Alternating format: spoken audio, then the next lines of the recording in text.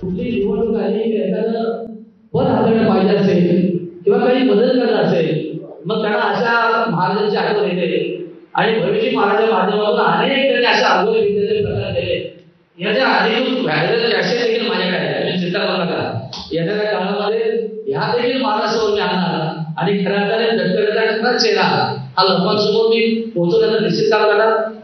जिल्हा परिषद सदस्य म्हणून राष्ट्रवादीने मी निवडून आलो, कारण उपालपाडीची लढाई आमची झाली, तेवढ्या मोठ्या नेत्याच्या मुलाला मी पाळलंय. त्यामुळे तटकरे साहेबांचे जे काही राजकीय डावपेच आहेत ते मला ज्ञात आहेत आणि माहिती आहेत. खरं तर जे वरिष्ठ ज्येष्ठ आहेत त्यांनी अशा पद्धतीचे आरोप आमच्या मंत्र्यावर करू नये. आम्ही देखील स्वाभिमानी आहोत, हिंदू मानना मानणारे आहोत. तेव्हा याच्या पुढे तटकरे साहेबांनी सबुरीने घ्यावं असं आमची विनंती आहे आणि मोठ्या मनाने जे घडलंय ते कबूल करून खऱ्या अर्थाने दुसऱ्या गरीबाला न्याय द्यावा ही आमची प्रामाणिक सर्वसामान्य रायगडवासीयांची इच्छा आहे. मला असं वाटतं येणाऱ्या काळामध्ये तटकरे साहेब मोठं मन करून ती घोषणा नक्की करतील. शिवसेना युवा सेनेचा वार्षिक मेळावा यंदा पुण्यात होतोय. पुण्यात 12